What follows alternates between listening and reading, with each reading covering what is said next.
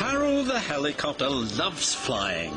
Up in the bright blue sky, over the island of Sodor, he looks out for anyone in distress. Sometimes he delivers the mail. This makes Percy very cross. The mail run is done. Is there any more? I can deliver it for you in a jiff. That's what friends are for. Delivering the mail is an engine's job, said Percy grumpily.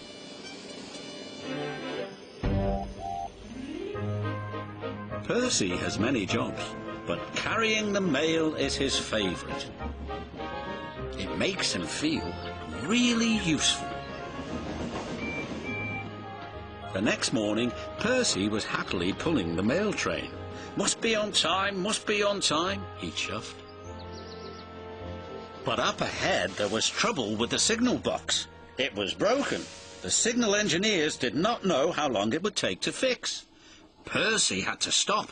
It's not safe for engines to run without signals, but Percy was very upset. "I'm going to be late," he cried, "and it's not even my fault."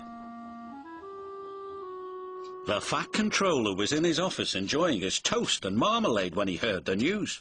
"Percy is stuck at a broken signal. Then Harold must take the mail." Poor Percy was still waiting and still upset.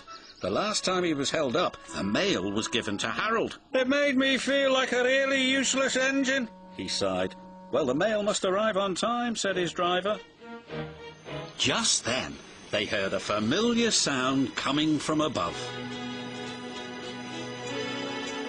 "Hello," said Harold. "The Fat Controller says you need my help. That's what friends are for." "Oh, no," cried Percy. But the Fat Controller had made up his mind.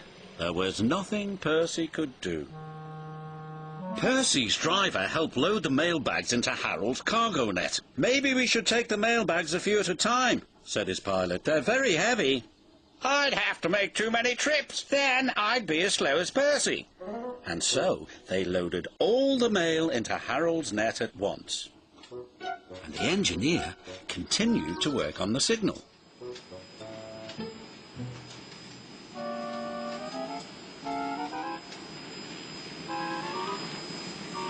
Just as they finished loading, a signal engineer cried out. "It's fixed," he said. "Wait, Harold," shouted Percy. "I'm ready to go." But it was too late. Harold had already taken off. Percy watched the mail disappear. He was upset. But then they all heard a strange sound.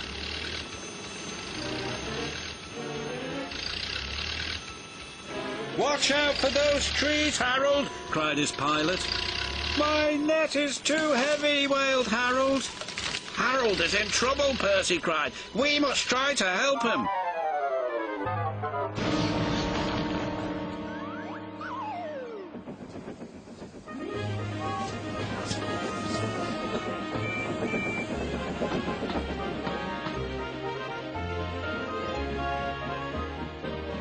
"Are you all right?"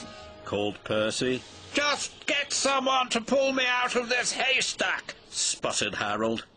And Percy did, as fast as he could.